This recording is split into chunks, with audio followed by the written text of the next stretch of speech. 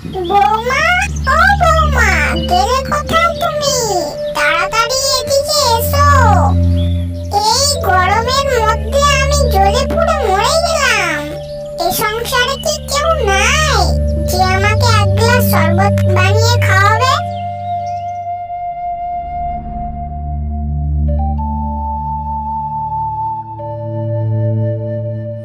আপনি আমাকে ডাকছিলেন শাশুড়ি আম্মা? কি কিছু কইবেন নাকি? না আপনাকে কিছু লাগবে? কিছু দেওয়া লাগবে কি কিনা তুমি কি বোঝো না? আমাকে আবার জিজ্ঞাসা করছো কেন? এত গরম পড়েছে যে আমি গরমে জ্বলে পুড়ে মরে যাচ্ছি, আমাকে এক গ্লাস শরবত বানিয়ে খাওয়াতে পারো না?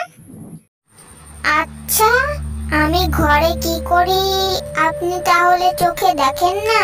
আসলে আপনি চোখে কানা, কানেও কম শুনেন, তা তো আমার জানা ছিল না।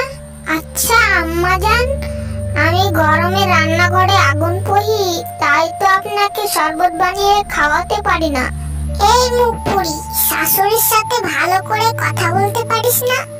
শাশুড়ির সঙ্গে কেউ এভাবে কথা বলে? শাশুড়ির সঙ্গে কিভাবে কথা বলতে হয় এই শিক্ষা কি তোর বাপ মা তোকে দেয়নি?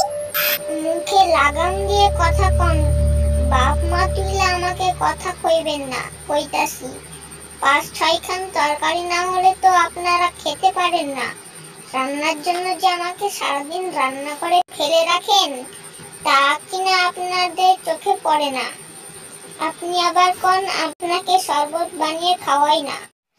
তুই যতই কাজ করিস না কেন, মাঝে মাঝে আমার জন্য শরবত জুস বানিয়ে খাওয়াবি। যা, আমার জন্য তরমুজের শরবত বানিয়ে নিয়ে আয়। ঘরে তো তরমুজ নাই, কিভাবে শরবত বানাবো? এখন তাহলে লেবুর শরবত বানিয়ে দিই। আমি কি তোর কাছে লেবুর শরবত চাইছি? যা, বাজার থেকে তরমুজ নিয়ে আয়।